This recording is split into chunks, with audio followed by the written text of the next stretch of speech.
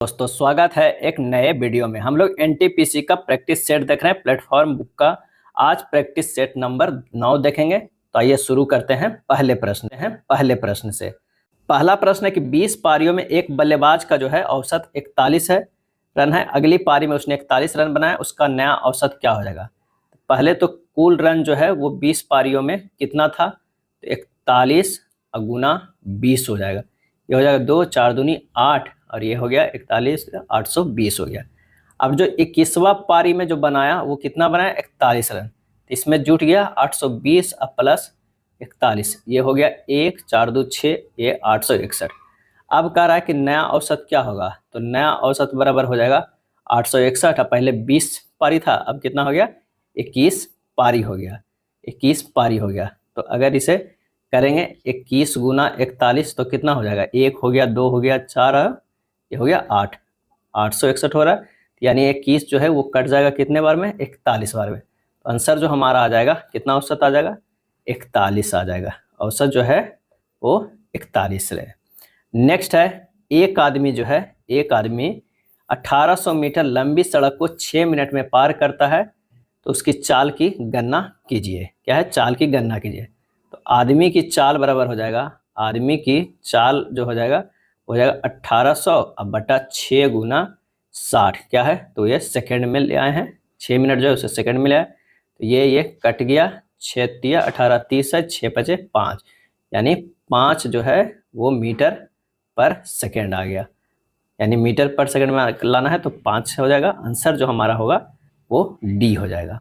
तीसरा नंबर प्रश्न कर रहा है कि यदि 10 गुना 8 प्लस 4 आर भागा 12 गुना 5 माइनस 5 गुना 2 के पावर क्यू बराबर 6 है, तो आर का मान जो है वो क्या हो जाएगा। तो ये हो जाएगा 10 इंटू 8 प्लस 4 आर बटा, जब इसे हल करेंगे तो ये कितना आ जा रहा है, वो आ जा रहा है 2 दूनी 4 4 दूनी 12 5 60, यानी ये 60 माइनस 2 दूनी 4 4 दूनी 8 5 गुना 8 बराबर कितना है, तो ये बराबर 6 है। यानी हो जाएगा यहाँ पर एक शून्य से एक शून्य कट गया, 8 प्लस कितना हो गया 4 आर बटा 6 माइनस 8 5 40 बराबर 6। तो यहाँ हो जाएगा 8 प्लस 4 आर बटा 6 बराबर ये हो जाएगा, यहाँ से ये 6 से गुना होके इस तरफ जब जाएगा तो ये हो जाएगा कितना 46। ये इस तरह भी 6 से गुना नहीं है, इधर कर देते हैं तो ये 46 हो गया, और ये 8 प्लस 4 आर है बटा 6 46 है। ये हो जाएगा 8 प्लस 4 आर बराबर ये हो जाएगा 46 गुना 6, तो 4 आर बराबर हो जाएगा 276 माइनस 8 हो जाएगा। आर बराबर होगा 268 बटा 4 बराबर आंसर कितना आ जाएगा 67। यही हमारा आंसर हो जाएगा, ऑप्शन ए आ जाएगा। नेक्स्ट प्रश्न कर रहा है कि संजय एक ही मापने वाले टेप का उपयोग करके 7000 मिलीमीटर 3850 मिलीमीटर और 12950 मिलीमीटर की लंबाई सटीक रूप से मापना चाहता है। मापने वाले टेप की अधिकतम संभव लंबाई क्या होगा। तो इन तीनों का जो है हमें क्या निकालना होगा, SCF अगर निकाल देंगे तो यही हमारा है जो आंसर हो जाएगा। तो अगर मान लें कि 7000 को तोड़ेंगे तो 7 गुना 2 गुना 2 गुना 2 गुना 5 गुना 5 गुना 5 में टूटेगा। उसी तरह अगर 3850 को तोड़ेंगे तो ये 5 गुना 2 गुना 5 गुना 11 गुना 7 में टूटेगा। 12950 को तोड़ेंगे तो 5 गुना 2 गुना 5 गुना 7 गुना 37 में। तो इसमें देख रहे हैं कि जो इसमें 7 है, इसमें भी 7 है, इसमें भी 2 है और इसमें भी 2 है। उसके बाद है 5 5, इसमें भी 5 5, इसमें भी 5 5 है, यानी हमारे पास हो गया इसमें भी 5 5, इसमें भी 2 और 7। तो SCF बराबर जो हो जाएगा वो हो जाएगा 5 गुना 5 गुना 2 गुना 7, यानी 350 मिमी हो जाएगा, यानी हो जाएगा 35 सेंटीमीटर हो जाएगा। सेंटीमीटर में पूछ रहा है, आंसर हमारा हो जाएगा वो कौन सा, बी हो जाएगा, चौथा के बी हो जाएगा। चलिए 5वां नंबर प्रश्न काफ़ी अच्छा प्रश्न है। एक दूध वाले के पास दूध और पानी के मिश्रण में 2 बर्तन है। पहले में जो है 2 बर्तन उसके पास है, पहले में जो है 80% जो है वो दूध है, और दूसरे वाला बर्तन में जो है वो कितना है, तो वो है 50% जो है वो दूध है।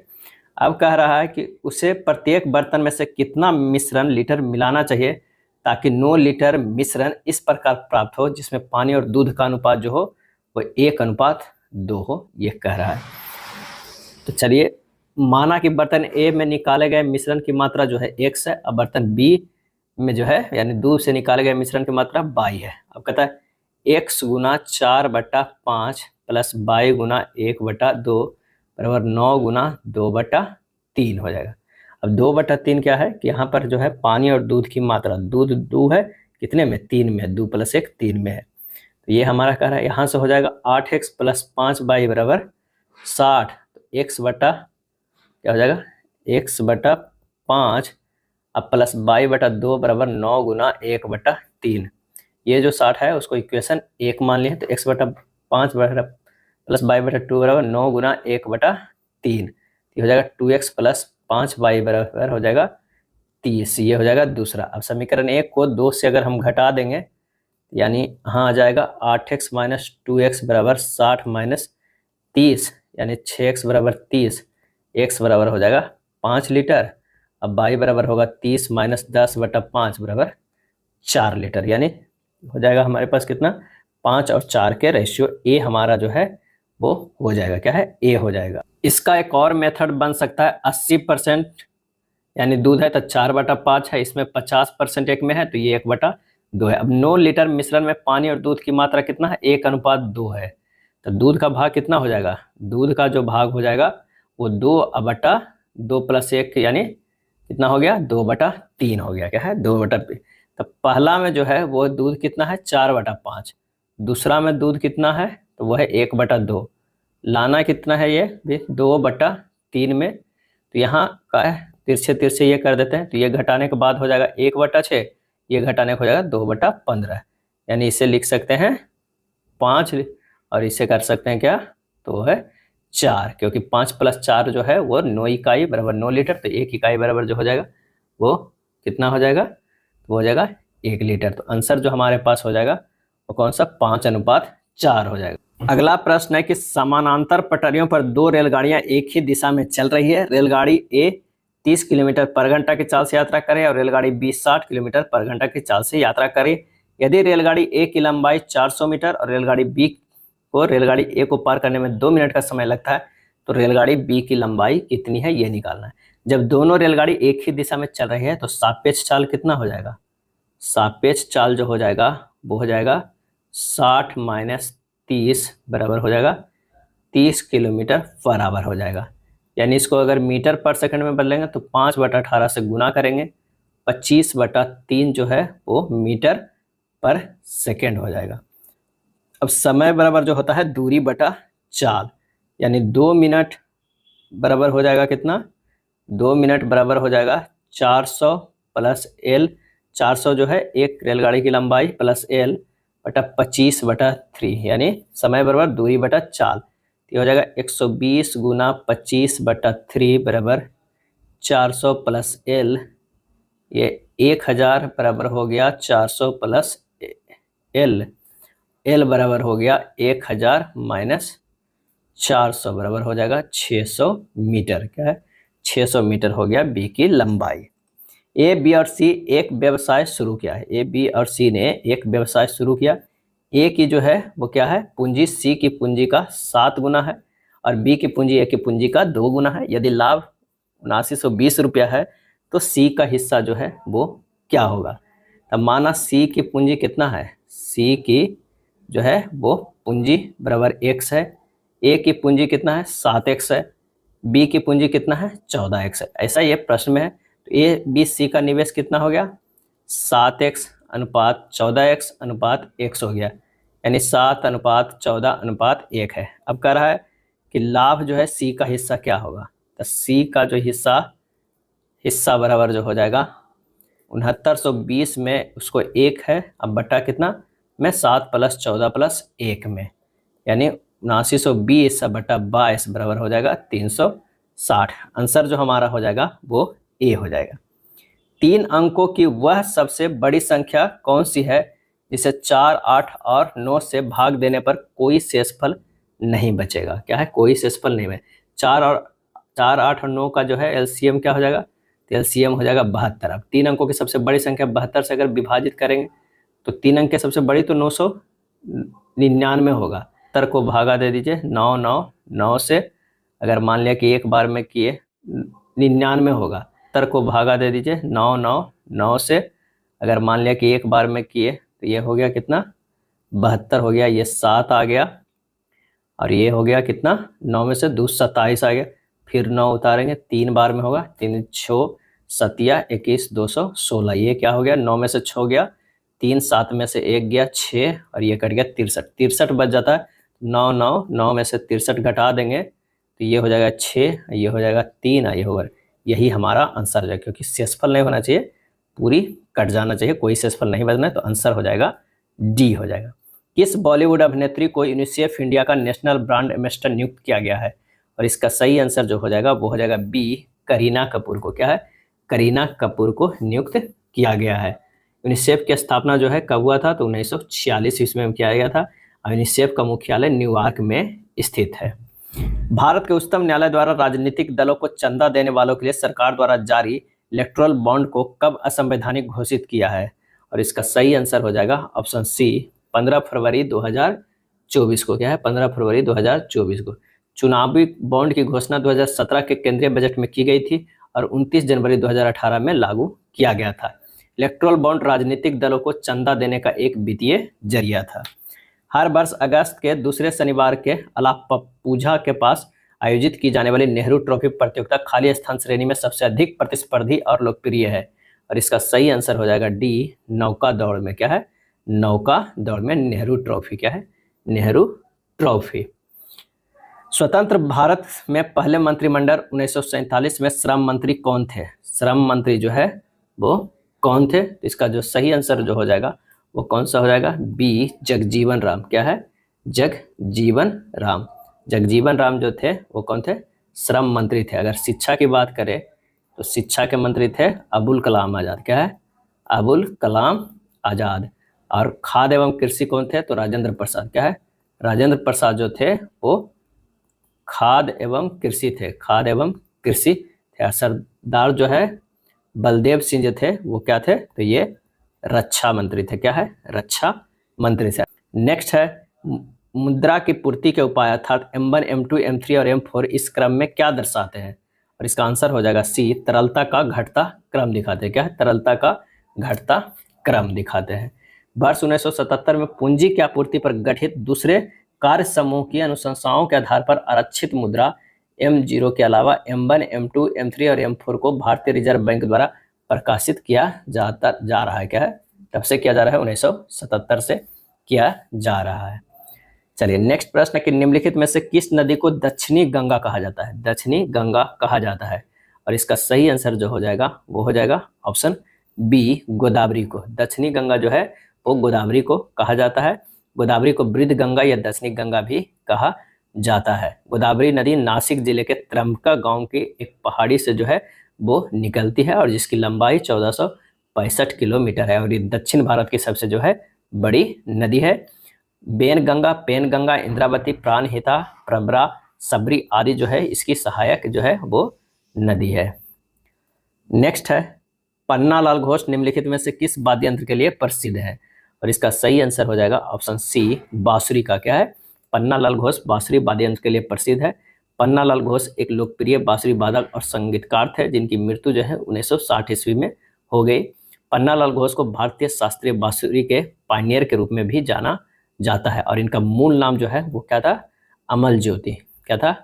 अमल ज्योति घोष था। अमल ज्योति घोष था। अगला है निम्न अक्षर श्रृंखला में आगे क्या होगा ये बताना है। तो बी से अगर डी गया है तो ये +2 है, डी से एफ गया +2, एफ से एच गया है +2, एच से +2 जाएगा तो हो जाएगा जे। क्या हो जाएगा? जे हो जाएगा। बी से जो है वो ई से जी गया है +2, जी से आई +2, आई से के +2 और के से +2 जो है एम होगा। क्या होगा? एम होगा। तो आंसर हमारा यही मिल जा रहा है, डी हो रहा है। निश्चित सांकेतिक भाषा में मुंबई को दिल्ली, दिल्ली को हैदराबाद, हैदराबाद को कोलकाता और कोलकाता को मुंबई लिखा जाता है। इंडिया गेट जो कहाँ है? दिल्ली में है, और दिल्ली को हैदराबाद कहा जा रहा है। क्या है? हैदराबाद। तो आंसर जो हमारा हो जाएगा 17 के बी हो जाएगा। एक है इंडिया गेट, ध्यान रखिएगा, एक है इंडिया गेट और एक है gateway of India. Gateway of India, ये दोनों में काफ़ी कन्फ्यूजन रहता है। इंडिया गेट जो है वो दिल्ली में है, क्या है, दिल्ली में है। गेटवे ऑफ इंडिया कहाँ है, ये मुंबई में है, क्या है, मुंबई में। उस विकल्प का चयन करें जो तीसरे शब्द को उसी प्रकार संबंधित है जिस प्रकार से दूसरा शब्द पहले शब्द से संबंधित है। दर्जन में 12 होते हैं तो स्कोर जो है वो क्या होगा, तो आंसर जो हो जाएगा स्कोर 20 होते हैं, क्या है। जिस प्रकार एक दर्जन में 12 अंक होता है उसी प्रकार 20 वस्तुओं के समूह को स्कोर कहा जाता है। कथन एवं निष्कर्ष का प्रश्न है, गुणवत्ता का मूल्य टैग है, भारत शिक्षा के लिए बहुत सारी निधि आवंटित कर रहा है। भारत में शिक्षा की गुणवत्ता जल्द ही सुधर जाएगी। अकेले वित्त पोषण शिक्षा की गुणवत्ता में वृद्धि कर सकता है। और इसका आंसर जो हो जाएगा न तो एक और न ही दो ही इसमें जो है अनुसरण कर रहा है। कथन है, क्या भारत जैसे विकासशील देश में करों को समाप्त किया जाना चाहिए। तर्क, नहीं। देश का विकास करने हेतु सरकार को कदम उठाने के लिए कर आय के अच्छे स्रोत है। हाँ, इन करों का उपयोग राष्ट्र के कल्याण के लिए नहीं किया जाता है। और इसका सही जो आंसर हो जाएगा ऑप्शन ए हो जाएगा। केवल तर्क एक जो है वो मजबूत है। नेक्स्ट प्रश्न है, एक्स अपने शुरुआती बिंदु से 3 किलोमीटर चलता है, फिर वह दाएं मुड़ता है। कोई जो है अपनी प्रारंभिक स्थान यहाँ पर है, यहाँ से अपने एक्स जो है शुरुआती बिंदु से 3 किलोमीटर चलता है। उसके बाद वह दाएं मुड़ता है और आगे 8 किलोमीटर चलता है। कितना, 8 किलोमीटर चलता है। वह बाएं मुड़ता है और आगे चलता है, लेकिन उसे ध्यान में आता है कि वह उस दिशा के विपरीत दिशा में है जिससे उसे होना चाहिए था। उसने पूरब में चलकर शुरुआत की थी तो उसे किस दिशा में जाना था, यानी अब ये पूरब में ही जा रहा है, लेकिन उसे जाना कहाँ था, तो उसे जाना था पश्चिम, क्या है, पश्चिम। कह रहा है कि उसे ध्यान आता कि वह उस दिशा में से विपरीत दिशा में है जिसमें उसे होना चाहिए था। तो उसने पूरब में चलकर शुरुआत की थी तो उसे किस दिशा में जाना था, उसे जाना था पश्चिम। आंसर जो हो जाएगा 21 के सी हो जाएगा, क्या है, सी हो जाएगा। उस आकृति का चयन करें जो दूसरे शब्दों से भिन्न है। और इसका सही आंसर हो जाएगा 22 के सी हो जाएगा। तीसरा नंबर जो है वो भी है, जो भिन्न है, क्योंकि सभी आकृतियों का एक डिजाइन का जो है वो जल प्रतिबिंब है। इसका देखिए जल प्रतिबिंब, ये भी जल प्रतिबिंब है, ये भी जल प्रतिबिंब है, लेकिन इसका कोई भी है जल प्रतिबिंब नहीं है। आंसर होगा 3। भारत सरकार के परमाणु ऊर्जा विभाग द्वारा हरियाणा में किस स्थान पर नए नाभिकीय ऊर्जा रिएक्टर स्थापित किया जा रहा है। और इसका सही आंसर जो हो जाएगा वो हो जाएगा बी, गोरखपुर। क्या है, हरियाणा के गोरखपुर में 2 नए नाभिकीय ऊर्जा रिएक्टर स्थापित किए जा रहे हैं। यह स्थल हरियाणा के फतेहाबाद जिला में स्थित है। दोनों रिएक्टर जो हो गए 2 गुना 700 मेगावाट क्षमता के होंगे, क्या है, 700 मेगावाट क्षमता के होंगे। निम्न में से कौन सा जो है पहला अंतरिक्ष यान था जिसने सफलतापूर्वक मंगल की कक्षा में प्रवेश किया था। सही आंसर हो जाएगा ऑप्शन ए, मेरिनर 9। क्या था, मेरिनर 9 पहला अंतरिक्ष यान था जिसने सफलतापूर्वक मंगल की कक्षा में प्रवेश किया था। मेरिनर 9 30 मई 1971 को यूएसए के नासा अंतरिक्ष एजेंसी द्वारा भेजा गया था। निम्न में से कौन सा कथन गलत है, इनमें से कौन सा कथन जो है वो गलत है। तधातु धनायन बनाती है, ये गलत है। जो तत्व धातुओं की भांति व्यवहार नहीं करती है अधातु कहलाती है। अधातु इलेक्ट्रॉन ग्रहण कर ऋणायन बनाने की क्षमता रखता है, धनायन बनाने का नहीं। अधातु की आवर्त सारणी में दाईं ओर रखा गया है, क्या है, दाईं ओर। तधातु ऋणायन बनाती है, विद्युत का कुचालक होती है। अधातु या अम्लीय ऑक्साइड बनाती है, ये सही है। आंसर जो हो जाएगा वो ए हो जाएगा। एक गहना 3 बार बेचा गया और कुल मिलाकर इसके मूल्य में 80% की वृद्धि हुई। पहला विक्रेता क्रमशः 20% का लाभ अर्जित करता है और दूसरा विक्रेता 25% का लाभ अर्जित करता है। तीसरे विक्रेता द्वारा अर्जित लाभ का प्रतिशत क्या होगा। तो यहाँ पर है ना, माना कि गहना का कीमत मान लीजिए 100 रुपया। अब तीसरे विक्रेता द्वारा अर्जित लाभ जो है, लाभ तीसरे वाला के, तो ये हो जाएगा x%। क्या है, x%। प्रश्न में करा कि शुरुआत वाला तो क्या है कि 80% का 3 बार जो बेचा गया कुल मिलाकर लाभ, तो 180/100 हो जाएगा। क्या, 180/100, तो काट देंगे, ये 180 आएगा। लेकिन पहला वाला ने क्या लिया, 120/100 जो है 20% का लाभ है। दूसरा कितना लिया, 25% का बटा 100। और तीसरा कितना लिया, तो तीसरा जो लिया 100 प्लस x हो जाएगा, जितना परसेंट वैल्यू है बटा 100 बराबर होना चाहिए 180/100 का है, तो 100 कट गया है। आंसर जो हमारा ये हो जाएगा 180 बराबर 120 गुना 125/10,000 और गुना जो हो जाएगा 100 प्लस x हो जाएगा। क्या है, 100 प्लस x हो जाएगा। जब इसे और सॉल्व करेंगे तो 100 प्लस x बराबर हो जाएगा 180 गुना 10,000 अब बटा 12 गुना 125 यानी 120। x बराबर हो जाएगा 120 माइनस 100 बराबर 20%, x हो जाएगा। जब इसे और सोल्व करेंगे तो 100 प्लस x बराबर हो जाएगा 180 गुना 10,000 अब बटा 12 गुना 125 यानी 120। x बराबर हो जाएगा 120 माइनस 100 बराबर 20%, क्या है 20%। आंसर जो हमारा हो जाएगा वो बी हो जाएगा, क्या है बी हो जाएगा। अगला प्रश्न है कि एक बंद लकड़ी का बक्सा बाहर से 10 सेंटीमीटर लंबा, 8 सेंटीमीटर चौड़ा, 6 सेंटीमीटर ऊंचा है। यदि लकड़ी की मोटाई 0.5 सेंटीमीटर है तो बक्सा बनाने के लिए आवश्यक लकड़ी का जो है वो आयतन कितना होगा। तो बक्से की बाहर लंबाई चौड़ाई ऊंचाई जो है 10, 8 और 6 है। लकड़ी की मोटाई जो है 0.5 सेंटीमीटर है तो बक्सा की आंतरिक लंबाई होगा 10 माइनस 0.5 गुना 2 बराबर 9 सेंटीमीटर। उसी तरह चौड़ाई भी होगा आंतरिक, तो ये भी होगा कितना, तो 8 में से 1 घटा दीजिए 7 हो जाएगा। ऊंचाई की बात करें तो ये हो जाएगा 6 माइनस 0.5 गुना 2 यानी 5, ये भी 1 घट जाएगा 5 होगा। अब बक्सा बनाने के आवश्यक लकड़ी का जो आयतन हो जाएगा वो हो जाएगा 10 गुना 8 गुना 6, बाहर का जो है आयतन माइनस अंदर का 9 गुना 7 गुना 5 यानी हो जाएगा 480 माइनस 315 हो जाएगा 165 सेंटीमीटर क्यूब। आंसर जो हमारा हो जाएगा कौन सा, सी हो जाएगा। अगला है 28 नंबर प्रश्न में कह रहा है कि 12 के पावर 35 और 3 के पावर 12 और 4 के पावर जो है 12 का चतुर्थ समानुपाती जो है वो क्या होगा, यानी ये x हो जाएगा, यहाँ पर ये समानुपाती है तो हो जाएगा 12 के पावर 35 बटा 3 के पावर 12 बराबर हो जाएगा 4 के पावर 12 बटा x हो जाएगा। बस इसी को हल करना है। x बराबर जो यहाँ हो जाएगा 12 के पावर 4 के पावर 12 गुना 3 के पावर 12 अब बटा हो जाएगा कितना, ये हो जाएगा 12 के पावर 35 यानी ये हमें लिख सकते हैं 4 गुना 3 जो है 4 तिया के 12, 12 के पावर 12 बटा 12 के पावर 35, ये घट जाएगा ऊपर जाके यानी 12 के पावर 12 माइनस 35 ये हो जाएगा 12 के पावर माइनस 23। आंसर जो हमारा हो जाएगा वो सी हो जाएगा। चलिए अगला प्रश्न है कि एरिन अकेले किसी काम को 6 दिनों में करती है, सेल्वी 8 दिनों में करती है। एरिन और सेल्वी ने 7200 रुपये में काम हाथ में लिया और केविन की मदद से उन्होंने 3 दिन में पूरा किया, तो केविन को कितना वो पैसा चुकता करेगी। तो यहाँ पर जो है एरिन है वो 6 दिनों में पूरा कर देते हैं, सेल्वी कितने में 8, और तीनों जो है मिलकर क्या है, मिलकर कितने दिनों में, तो 3 दिनों में। ये सबका जो है एलसीएम निकालेंगे तो ये हो जाएगा 48। यही जो है कुल कार्य है, क्या है कुल कार्य है। इसकी क्षमता जो है कितना है, 8 है, 6 है और 16 है।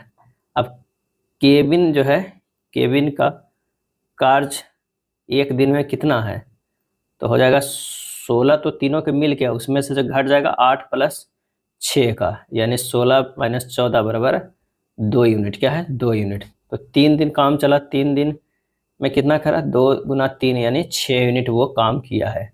अब पैसा जो है 7200 रुपया जो है वो 48 यूनिट का है, तो 6 यूनिट का गुना कर देते हैं, ये हो गया 6 पचे 30 और क्या है 8 छक्का 48, 8 से करें 900 यानी आंसर जो हमारा हो जाएगा 29 के ए हो जाएगा।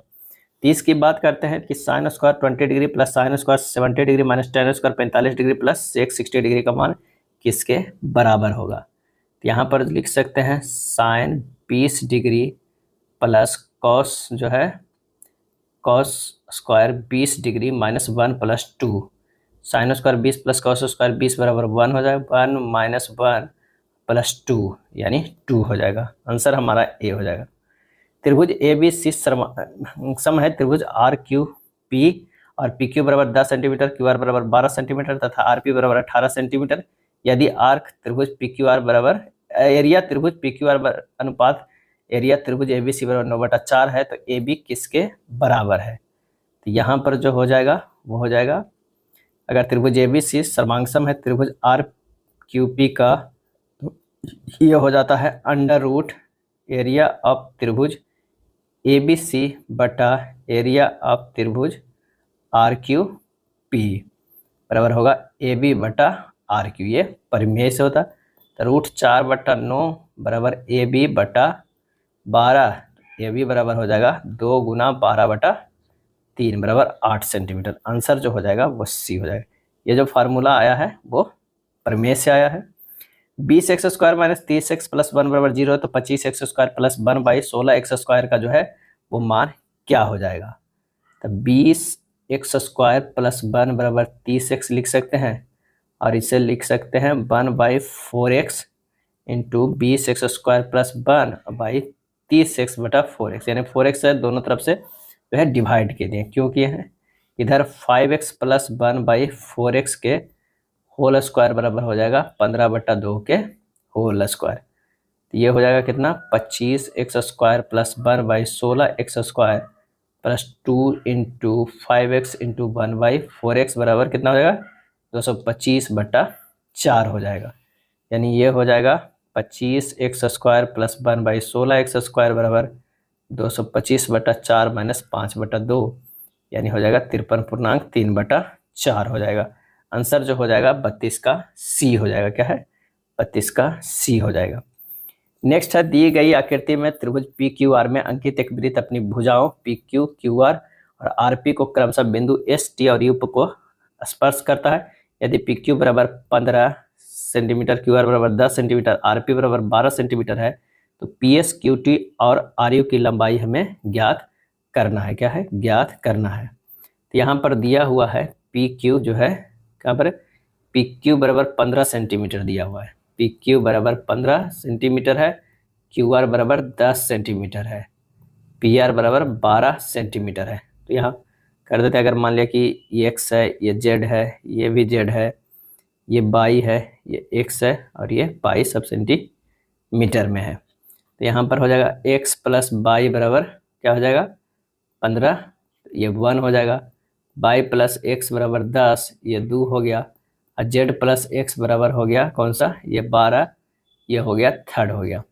अब जोड़ने पर होता है 2 into x plus by plus Z बराबर 37, x plus by plus Z बराबर कितना हो जाएगा, 18.5। इक्वेशन तो एक हमारे पास ये आ जाएगा। उसके बाद जो समीकरण 1 2 3 4 है, इन सबसे हमें निकलता है तो पी एस बराबर जो है x बराबर 18.5 माइनस 10 बराबर 8.5 आता है। क्यू टी बराबर होता है बाई बराबर 18.5 माइनस 12 बराबर 6.5, और एक और जो आएगा वो आर यू बराबर जो आ जाएगा वो 18.5 माइनस 15 बराबर 3.5 सेंटीमीटर। आंसर जो हो जाएगा 33 के कौन सा, बी हो जाएगा। फारसी यात्री अब्दुल रज्जाक भारत में किस राजा के शासनकाल में आया था, और इसका सही आंसर हो जाएगा सी, देवराय सेकेंड के शासनकाल में आया था। कब से कब तक चला था देवराय के शासनकाल, तो 1422 से लेकर 1446 ईस्वी तक जो चला था। और फारसी ईरानी राजदूत अब्दुल रज्जाक ने विजयनगर राज्य की यात्रा की थी। इसके अनुसार विजयनगर विश्व का सबसे शानदार नगर था। भारत के पहले क्षेत्रीय ग्रामीण बैंक प्रथम बैंक का मुख्यालय किस राज्य में था, सही जवाब हो जाएगा डी, उत्तर प्रदेश में था। आरबीआई का प्रथम बैंक कार्यालय मुरादाबाद में खोला गया था। और भारत के पहले क्षेत्रीय ग्रामीण बैंक प्रथम बैंक का मुख्यालय उत्तर प्रदेश राज्य में था। ग्रामीण बैंक की स्थापना जो है वो कब हुआ है, तो 2 अक्टूबर 1975 ईस्वी को हुआ था। धन विधेयक पेश किया जाता है सकता है, धन विधेयक जो है वो पेश किया जा सकता है, और इसका आंसर जो हो जाएगा वो ऑप्शन ए, केवल लोकसभा में पेश किया जा सकता है। कहाँ किया जा सकता है, तो केवल लोकसभा में।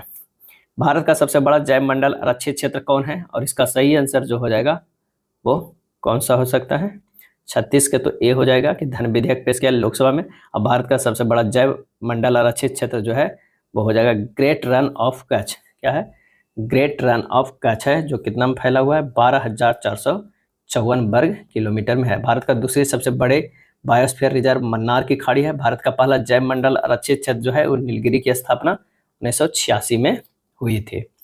अगला है, भारत ने सितंबर 2024 में किस देश के साथ सेमीकंडक्टर क्षेत्र के लिए साझेदारी की है, और इसका आंसर हो जाएगा ऑप्शन सी, सिंगापुर के साथ है। क्या है, सिंगापुर के साथ। भारत का स्वच्छ जलीय कृषि मत्स्य उत्पादन विश्व में कौन सा स्थान है, और इसका आंसर हो जाएगा बी, दूसरे स्थान पे है। क्या है, दूसरे स्थान पे। गुआम द्वीप पर किस देश का प्रशासनिक नियंत्रण है, सही आंसर हो जाएगा ऑप्शन बी, अमेरिका का है। क्या है, गुआम 1950 में आधिकारिक तौर पर अमेरिका का हिस्सा बना है। गुआम में अमेरिकी नेवी का एक जो है बेस भी है। गुआम द्वीप प्रशांत महासागर के दक्षिणी क्षेत्र में स्थित है और विश्व के सबसे बड़े द्वीप ग्रीनलैंड पर डेनमार्क का प्रशासनिक जो है वो नियंत्रण है। क्या है? डेनमार्क का नियंत्रण है। अगला है 41 नंबर प्रश्न, यदि किसी कोड में मास्टर को इस तरह लिखा जाता है उसी डेनमार्क का नियंत्रण है। अगला है 41 नंबर प्रश्न, यदि किसी कोड में मास्टर को इस तरह लिखा जाता है उसी कोड में डांसर को किस प्रकार लिखा जाएगा? और इसका जो आंसर हो जाएगा यहाँ पर देखते हैं, MASTER, मास्टर को लिखा गया है TBNSFU लिखा गया है। यानी यहाँ देख रहे हैं कि एस जो है एक प्लस करके टी है, ए से बी है, एम से एन है, आर से टी है, टी से यू है, ई से एफ है, जो है प्लस एक एक करके है। तो यहाँ पर जो हो जाएगा वो कौन सा हो जाएगा? डांसर। क्या हो जाएगा? डांसर जो है वो को लिखा जाएगा किस प्रकार? DANCR, dancer. डांसर के लिखा जाएगा, आप यहाँ पर कर दीजिए ओ, यहाँ पर कर दीजिए बी, यहाँ पर ई, क्योंकि डी का एक प्लस करके ई हो जाएगा और इसी तरह ए का प्लस बी हो जाएगा और एन का जो प्लस में है वो ओ हो जाएगा। इसी तरह CER को लिखना है, यहाँ पर एस होगा, यहाँ पर एफ होगा, यहाँ पर डी होगा। आंसर जो हमारा आ जाएगा वो डी हो जाएगा। दी गई आकृति में कितने त्रिभुज है? कितने त्रिभुज है? आंसर जो हो जाएगा ए 32 त्रिभुज है। कितना? 32 त्रिभुज है। इसे किस तरह है? काउंट कर लीजिएगा, 1 2 3 4 5 6 7 8 कर लीजिएगा। 8 गुना 2 यानी 16 त्रिभुज हो गया। इसमें भी 16 त्रिभुज हो गया, 32 त्रिभुज तो हमें मिल गया। आंसर जो हमारा हो जाएगा वो ए हो जाएगा। दिए गए पैटर्न को ध्यानपूर्वक अध्ययन करें, उस संख्या का चयन करें जो प्रश्न चिन्ह की जगह आ सकती है। यहाँ पर देख रहे हैं कि 42 गुना 18, 42 गुना 18 इन दोनों को किया जाए, अब भागा 3 से डिवाइड किया जाए तो 42 गुना 6 बराबर कितना हो जाएगा? 252 हो जाएगा, जो हमारा आंसर आ रहा है। दूसरा अगर इसी तरह देखेंगे तो दूसरा क्या है? 37 गुना 24 बटा 3 बराबर 37 गुना 8 बराबर 296। तीसरा में उसी तरह है, प्रश्नवाचक चिन्ह गुना 36 बटा 3 बराबर 540, प्रश्नवाचक चिन्ह बराबर 540 गुना 3 बटा 36 बराबर हो जाएगा 45। आंसर जो हमारा हो जाएगा वो ए हो जाएगा। अगला प्रश्न है कि किसी विशिष्ट कूट भाषा में डार्क को इस तरह लिखा जाता है, साउंड को ये लिखा जाता है, तो उसी भाषा में टॉक्सिक को कैसे लिखा जाएगा? तो सबसे पहले देखना है कि डार्क किस पैटर्न पे लिखा हुआ है। तो ये लिखा हुआ है डार्क का CBQJ। डी से जो है वो सी गया, यानी -1, 1 से +1, आर से -1 और के से जो है -1 किया है। क्या है? ये सब जो है -1 है। ये तीनों डी से -1 करके सी किया, ए से +1 है, आर से -1 है और के से जो है -1 है। चलिए साउंड को देख लेते हैं, SOUND, इसे किया गया है RPVMC। यहाँ पर है एस से -1 है, ओ से +1 है, यू से +1 है, एन जो है एम है, यहाँ पर एम से क्या किया गया है? एम साउंड एन है, एन को किया गया है एम प्लस एम नहीं -1 किया गया है और डी से -1 किया गया है। इस दोनों से ये पता चल रहा है कि वॉवेल में जो है वॉवेल में +1 कर रहा है और कॉन्सोनेंट में क्या कर रहा है? -1 कर रहा है। तो उसी तरह टॉक्सिक से टी जो है वो कॉन्सोनेंट है, -1 करेंगे, एस हो जाएगा। ओ जो है वॉवेल है, +1 करेंगे, पी हो जाएगा। एक्स -1 करेंगे, आई में +1 करेंगे और जे में जो है सी में -1 करेंगे, तो SPWJB हो जाएगा। आंसर जो हमारा आ जाएगा कौन सा आ जाएगा? सी आ जाएगा। 45 नंबर प्रश्न है, कथन एवं निष्कर्ष का कि कोई भी दरवाजा खिड़की नहीं है। कोई भी दरवाजा खिड़की नहीं है, यानी एक बड़ा सा ये है खिड़की, ये और ये अलग जो है वो दरवाजा है। क्या है? दरवाजा है। उसके बाद कोई भी रैक दरवाजा नहीं है। कोई भी रैक जो है वो दरवाजा नहीं है। यहाँ पर जो हो जाएगा वो क्या होगा? रैक होगा। सभी अलमारियां खिड़की है। सभी अलमारियां जो है वो खिड़की है, तो खिड़की के अंदर होगा क्या? अलमारियां। अब कुछ अलमारियां रैक है, गलत है। कोई भी अलमारी दरवाजा नहीं है, सही है। कोई भी रैक खिड़की नहीं है, ये गलत है। आंसर जो हमारा हो जाएगा वो कौन सा हो जाएगा? ए, केवल निष्कर्ष 2 अनुसरण करता है। अगला प्रश्न है ब्लड रिलेशन का। सलोनी कार्तिक के इकलौते बेटे की बेटी है। कोई जो है सलोनी है, सलोनी जो कार्तिक के इकलौते बेटे की बेटी है। यहाँ यह हो जाएगा कौन सा? कार्तिक के इकलौते बेटे, क्या है, इकलौते बेटे के ये क्या है, बेटी है। उसके बाद कह रहा है कि निरुपमा जो है वो दीपक की माँ है। निरुपमा जो है, यहाँ पर लिख दीजिए, निरुपमा जो है वो क्या है, वो दीपक की माँ है। माँ है किसकी, दीपक का, क्या है, दीपक का।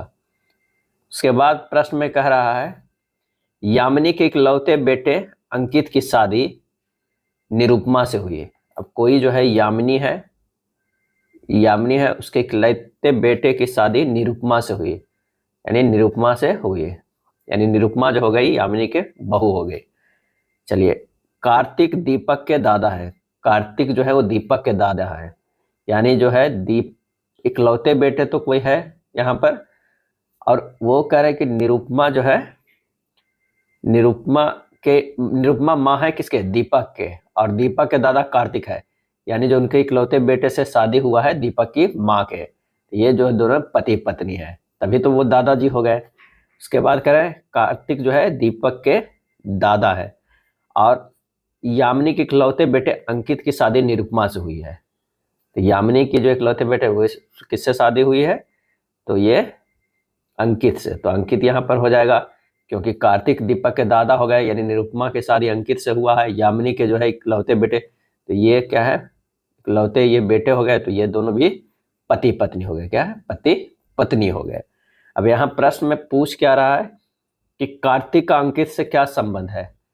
कार्तिक का अंकित से, तो ये अंकित के पिता हो गए कार्तिक, तो आंसर हो जाएगा कौन सा, बी हो जाएगा, 46 का जो है बी।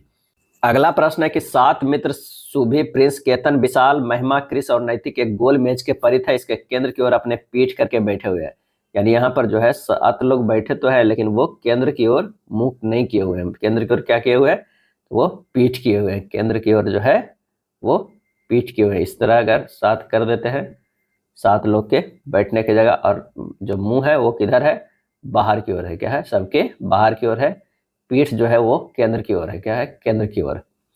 चलिए, सुभी प्रिंस की दाईं ओर ठीक बगल में बैठे हुए हैं। अगर मान लिया कि यहाँ पर प्रिंस है, तो इसकी जो दाईं ओर हो जाएगा ये क्या हो जाएगा, सुभी हो जाएगा, क्या है, सुभी हो जाएगा।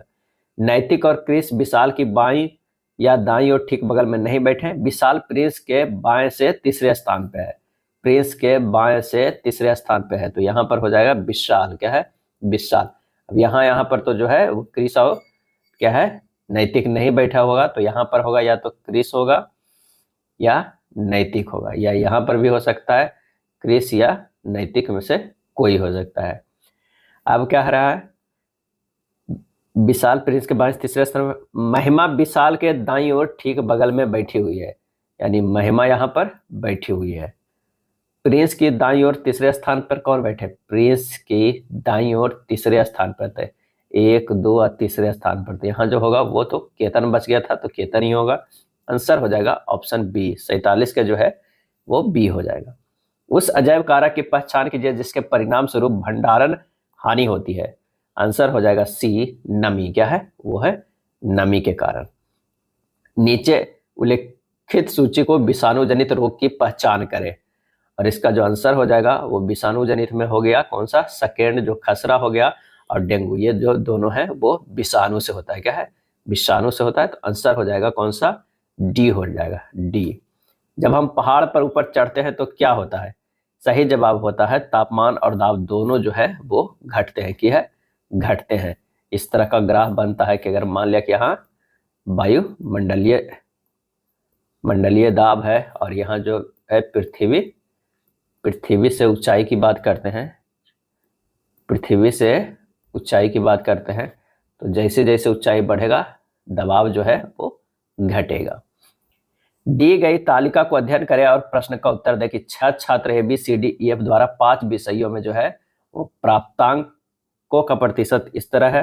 तो विज्ञान में C, D और F के छात्रों द्वारा प्राप्तांक कुल अंक, विज्ञान, हिंदी और सामाजिक अध्ययन में छात्र B द्वारा प्राप्त कुल अंकों की कितनी प्रतिशत जो है वो अधिक है। तो यहाँ पर कहा कि विज्ञान में C, D और F के द्वारा प्राप्तांक कुल अंक कितना है, तो है 85 प्लस 75 और प्लस 65 का कितना है, 80%, 80%, यानी 225 गुना 80%, ये हो जाएगा 180।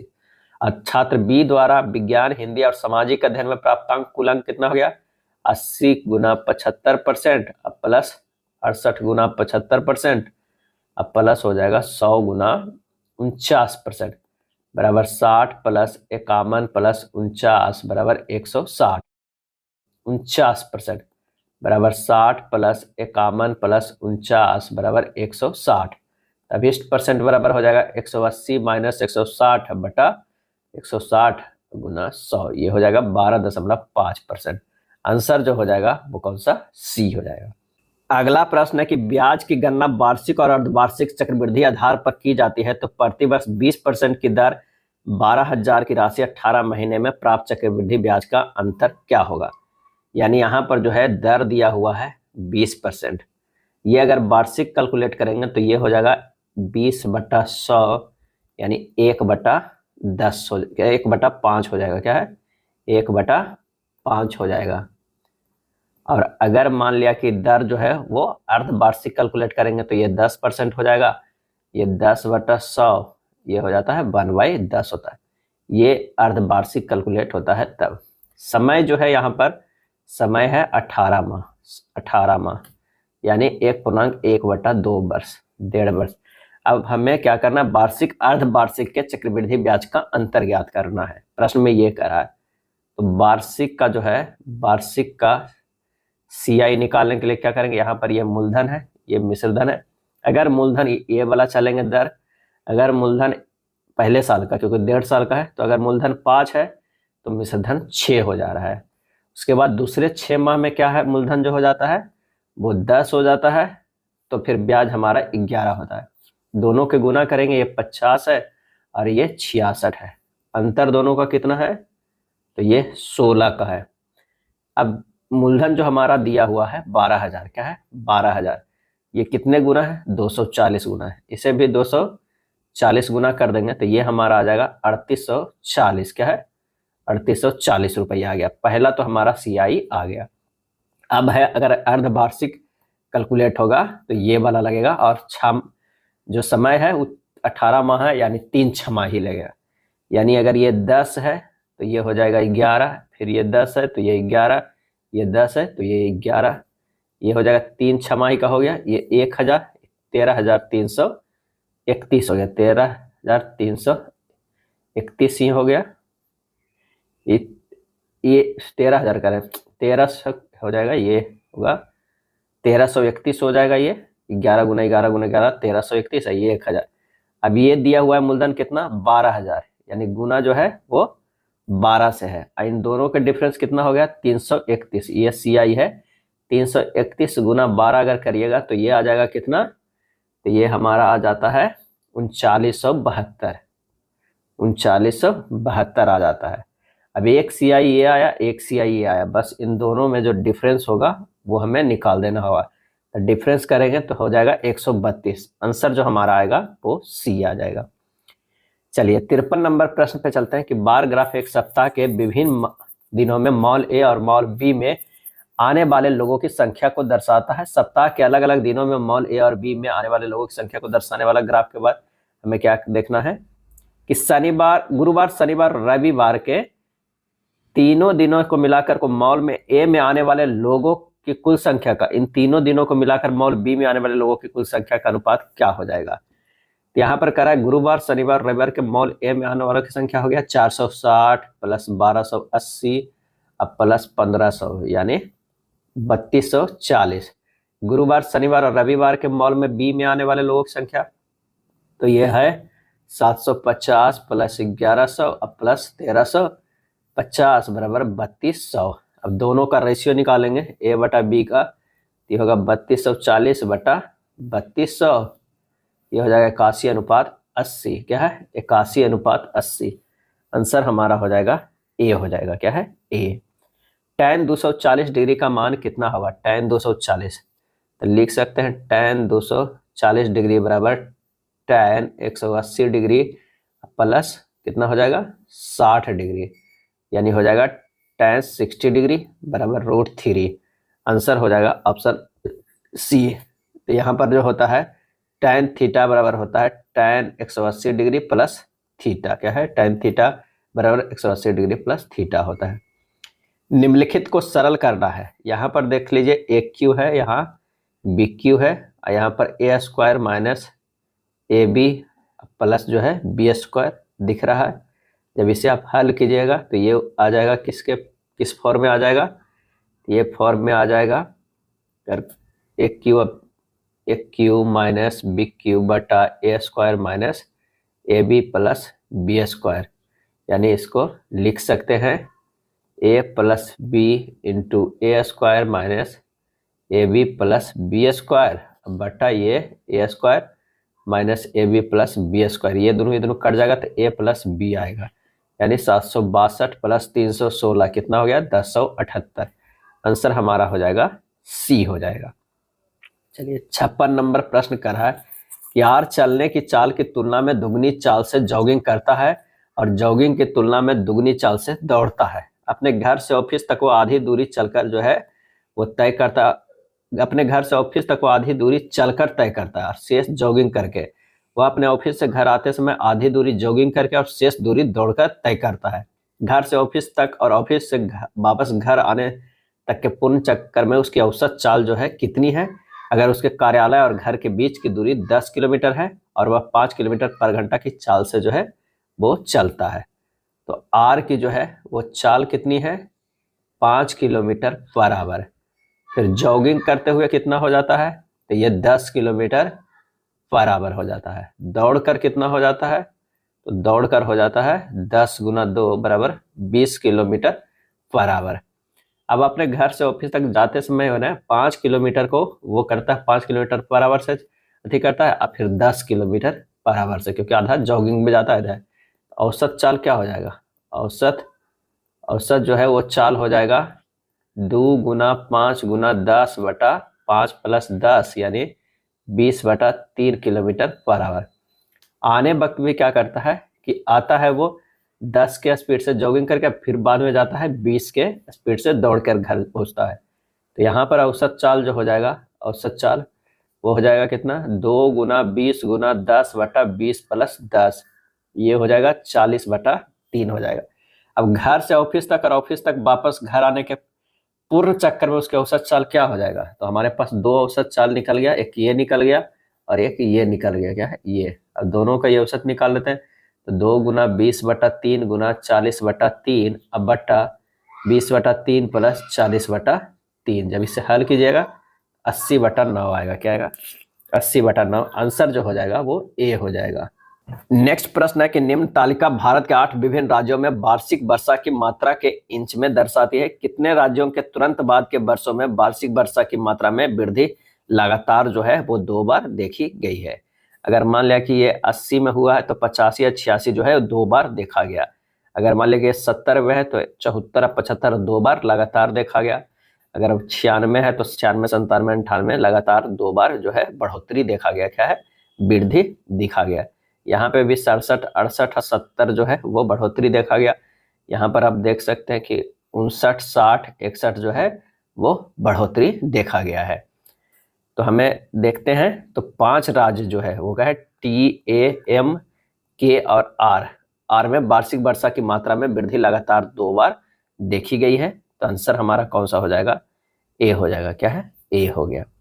एक व्यक्ति के वेतन 50% में कमी की गई और बाद में 50% की वृद्धि की गई, उसके वेतन में कितने प्रतिशत की वृद्धि या कमी की गई, तो परसेंटेज परिवर्तन बराबर हो जाएगा, परसेंटेज परिवर्तन बराबर पहले 50 का जो कमी हो गया और बाद में 50 का जुड़ गया, तो ये हो जाएगा। इस तरह का एक शतक्रमागत निकाल सकते हैं, ये -25% हो जाएगा, यानी कमी जो किया गया वो 25% की कमी किया गया। आंसर जो हो जाएगा बी हो जाएगा।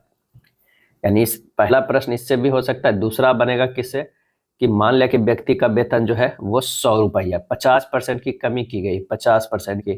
अब वेतन इसका कितना हो गया, तो ये हो गया 50 रुपया।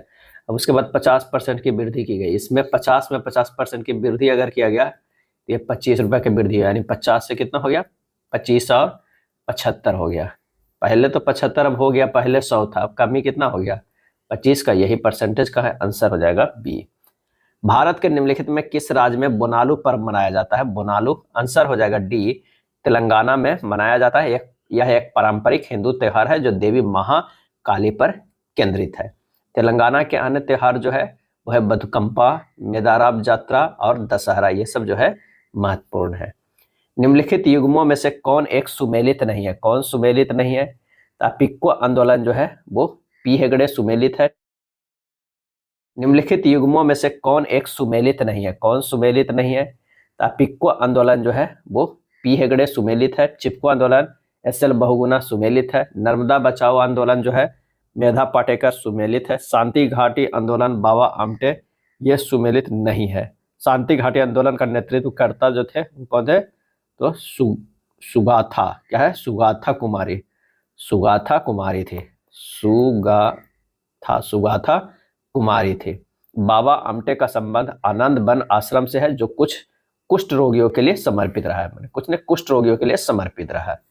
अगला है निम्नलिखित पर विचार करें, उपरोक्त गांधीवादी आंदोलन का सही कालानुक्रम जो है वो क्या है ये बताइए।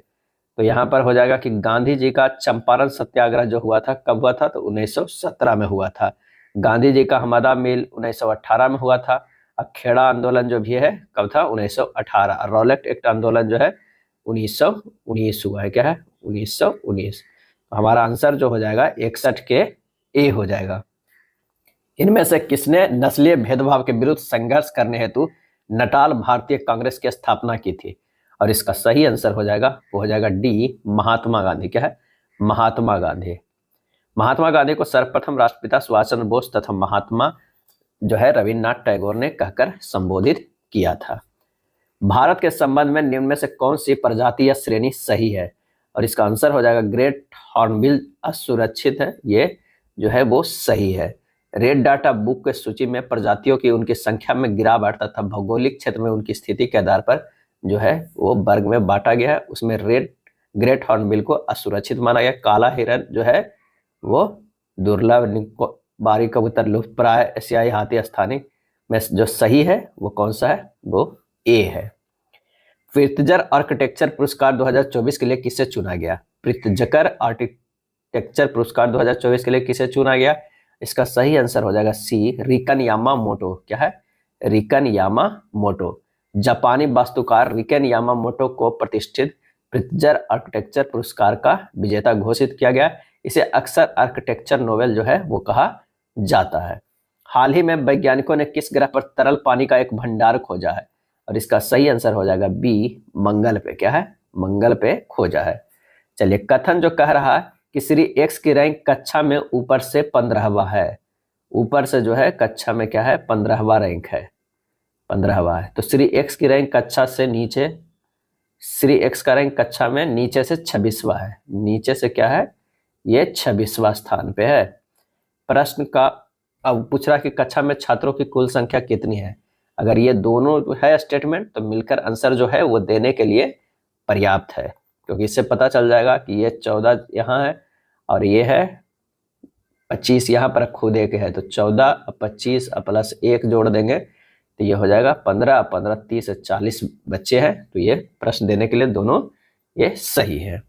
अगला है 6 डब्बे हैं, एक ऊर्ध्वाधर स्तंभ में व्यवस्थित किया गया है, किंतु इनका इसी क्रम में होना अनिवार्य है। बी को ऊपर से दूसरे स्थान मिला है, यानी बी यहाँ मिला है, एक स्थान अभी भी खाली है। चलिए कर देते हैं, 3 4 5 6 स्थान है।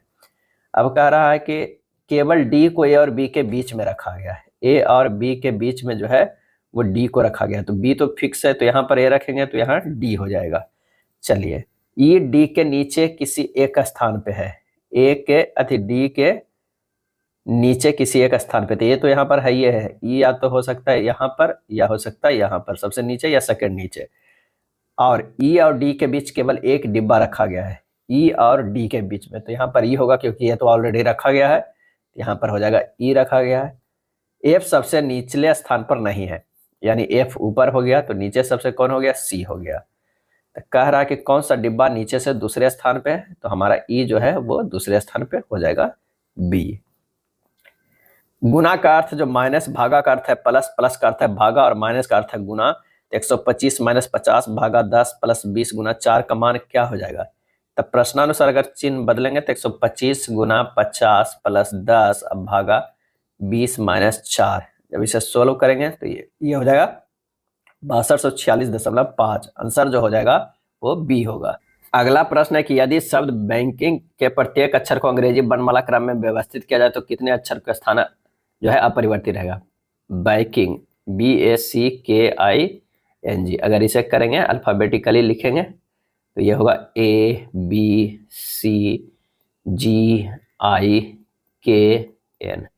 यहाँ पर देख रहे हैं कि किसका चेंज नहीं, एक तो सी का चेंज नहीं हो रहा है, आई का जो है वो चेंज नहीं हो रहा है, दो का चेंज नहीं हो रहा है। आंसर हो जाएगा ए। दी गई श्रृंखला में प्रश्न चिन्ह के स्थान पर क्या आना चाहिए। तो 473 से अगर 464 गया है तो ये हो रहा है -9। क्या है? -9। 464 से 448 -16 हो रहा है। तो -9 जो है वो क्या हो जा रहा है, 3 के स्क्वायर, -16 4 के स्क्वायर, अगला बार 5 के स्क्वायर -25 हो जाएगा, यानी 448 -25 हो जाएगा 423। आंसर जो हमारा हो जाएगा वो बी हो जाएगा। एक निश्चित कुट भाषा में अर्थ एंड सन को इस तरह लिखा जाता है, सन एंड स्टार को इस तरह लिखा जाता है, उसी कुट भाषा में स्टार को कैसे लिखा जाएगा। तो स्टार को जो लिखा जाएगा वो हो जाएगा 6 है, 6S। आंसर जो है वो डी हो जाएगा।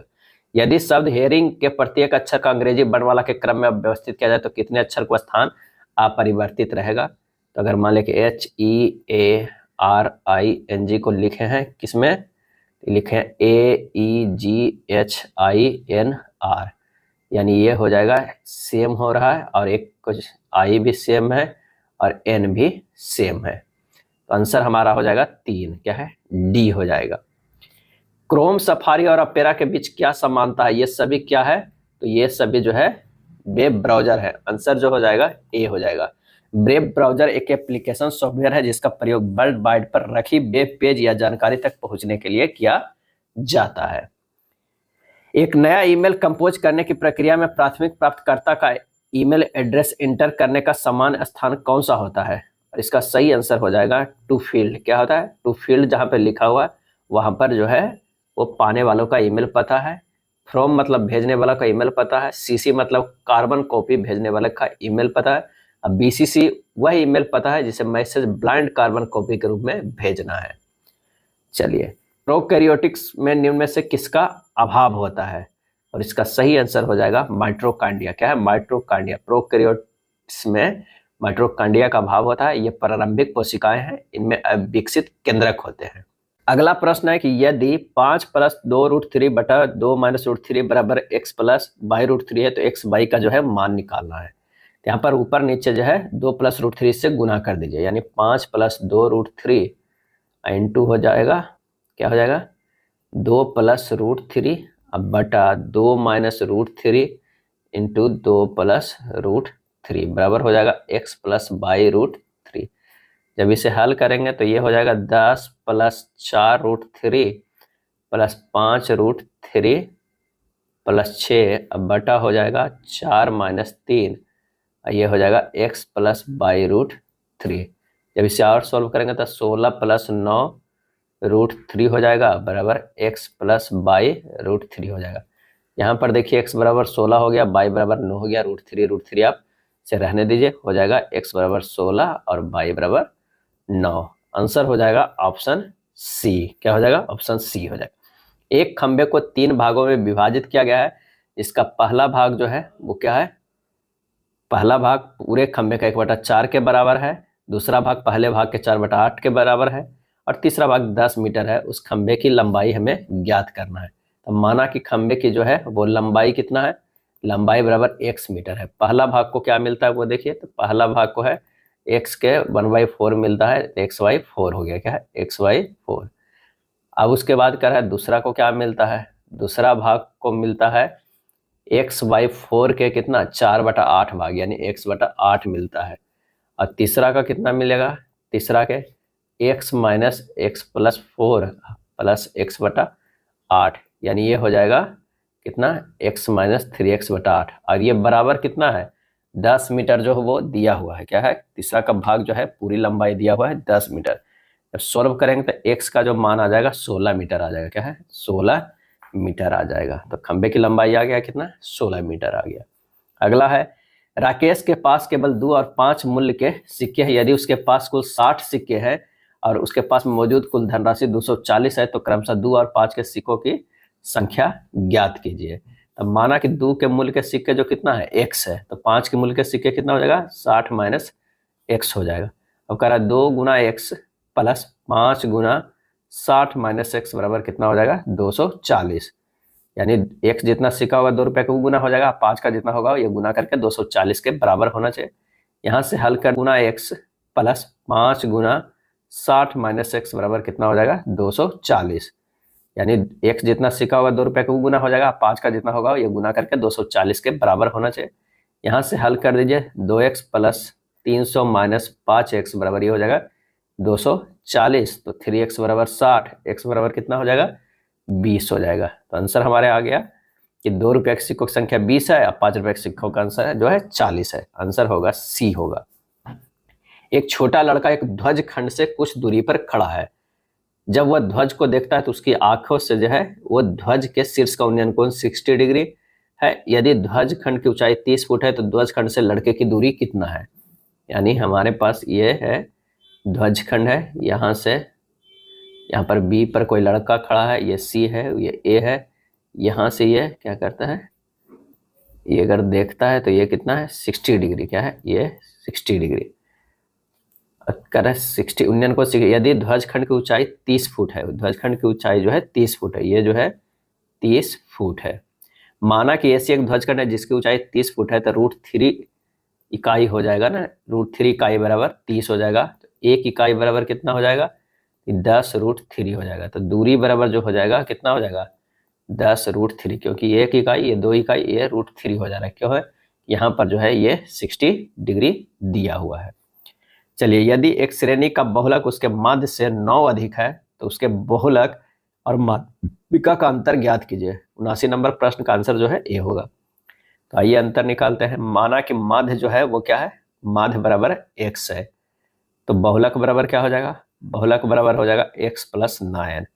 तो बहुलक का जो हम लोग को फार्मूला एक जानते हैं 3 इंटू माध्यिका, 3 इंटू माध्यिका माइनस 2 इंटू माध्य, 3 इंटू माध्यिका माइनस 2 इंटू माध्य।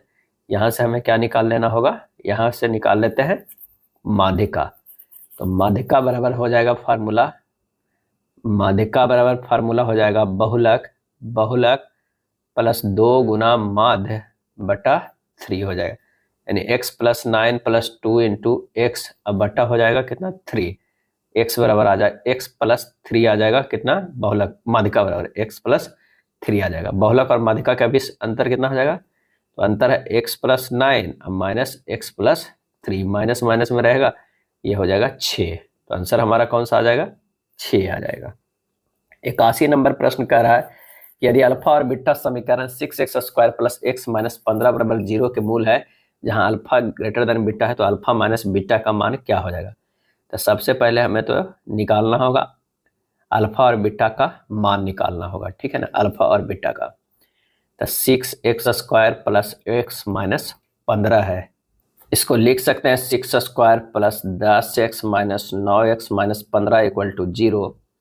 यहाँ से क्या होगा, 2x कॉमन ले लीजिए, 3x प्लस 5 हो जाएगा, माइनस 3 कॉमन ले लीजिए, 3x प्लस 5 हो जाएगा इक्वल टू 0।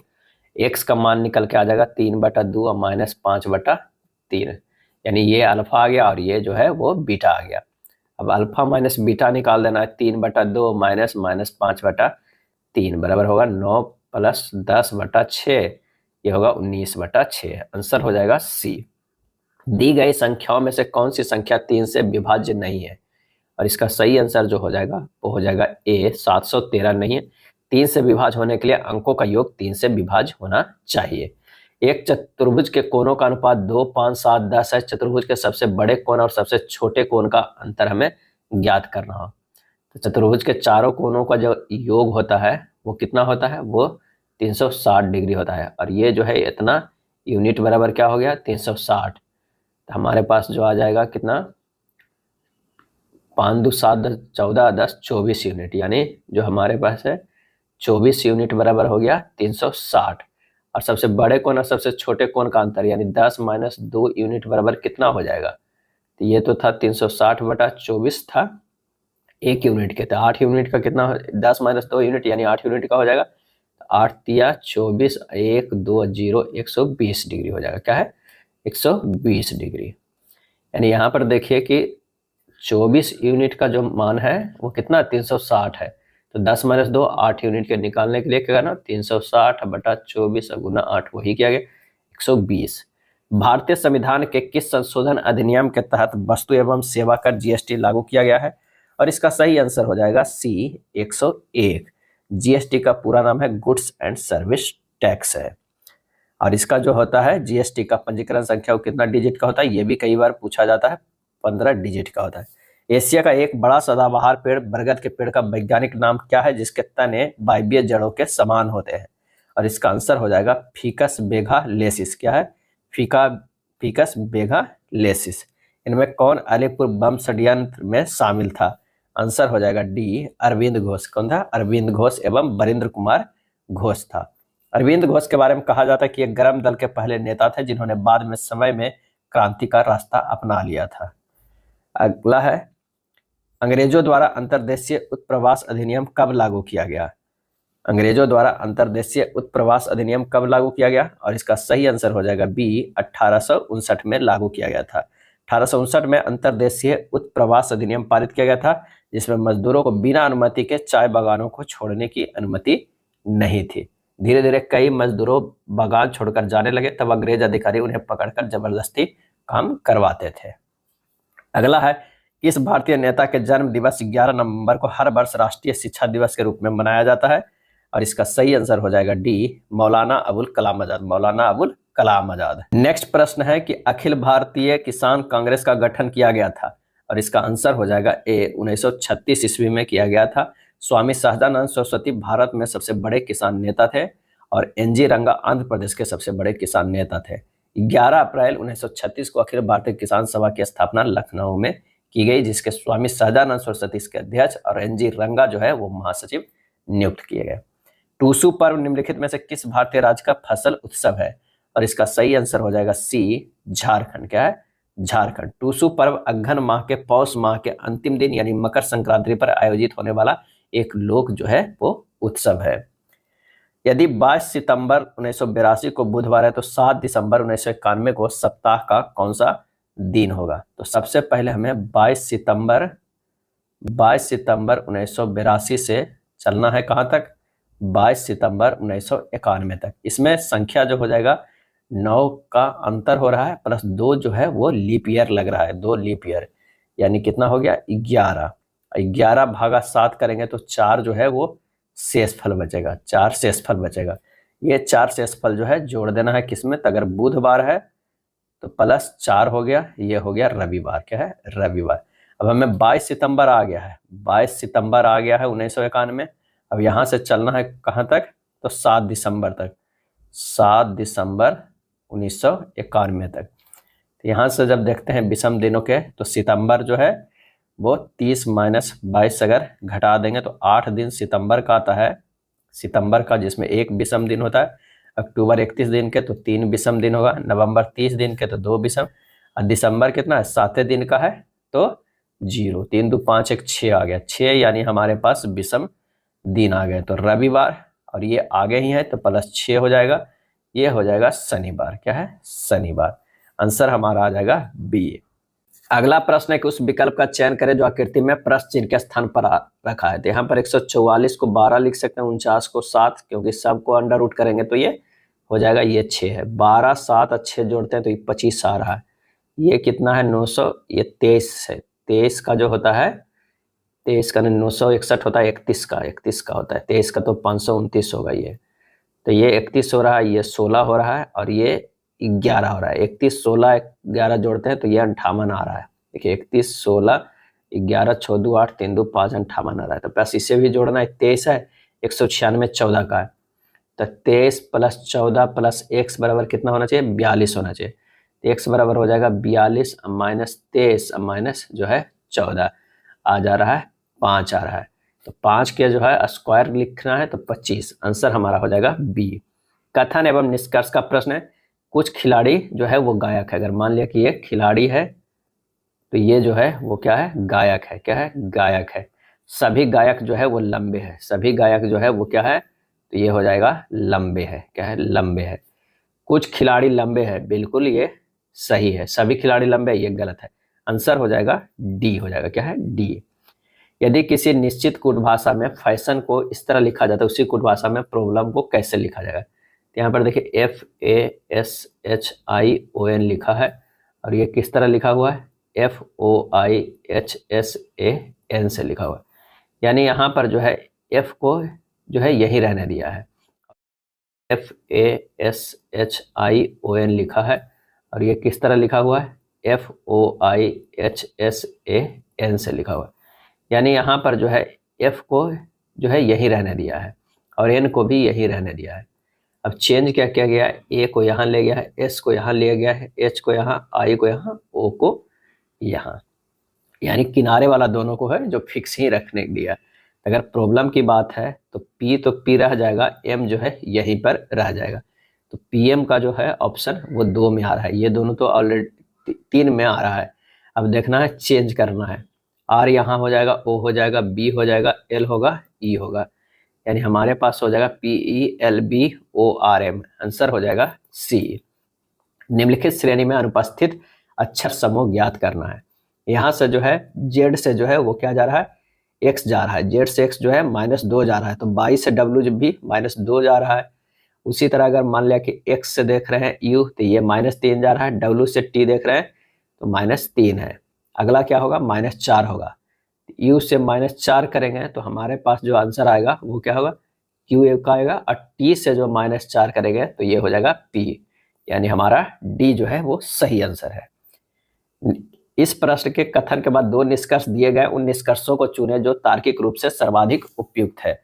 तार्किक रूप से जो है वो सर्वाधिक उपयुक्त है। तो कथन को अच्छे से देखिए और निष्कर्ष में देखिए कि Z ग्रेटर देन बाई है या नहीं। Z और बाई में हमें संबंध देखना है। यहाँ पर है तो कह रहा है कि Z जो है बराबर है O का। क्या है? O का है।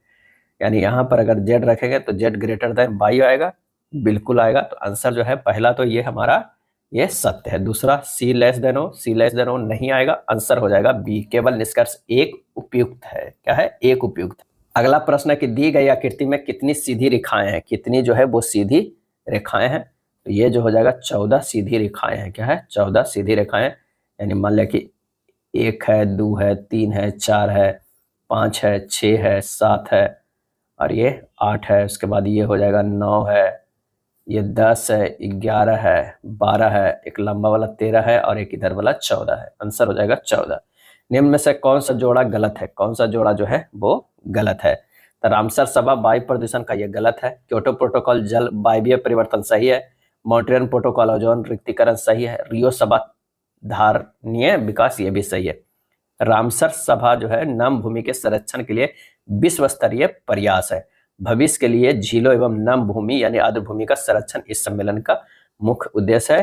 जो पहला अंतर्राष्ट्रीय प्रयास कब हुआ था? तो 1971 ईस्वी में हुआ था। आमतौर पर वर्णांधता यानी कलर ब्लाइंडनेस क्या है? और इसका आंसर जो हो जाएगा वो हो जाएगा कौन सा? तो एक आनुवांशिक प्रकृति है। क्या है? आनुवांशिक प्रकृति है। आंकड़ा संचरण को सामान्यतः किस इकाई से मापा जाता है? और इसका सही आंसर हो जाएगा ए, बिट्स प्रति सेकेंड का। बिट्स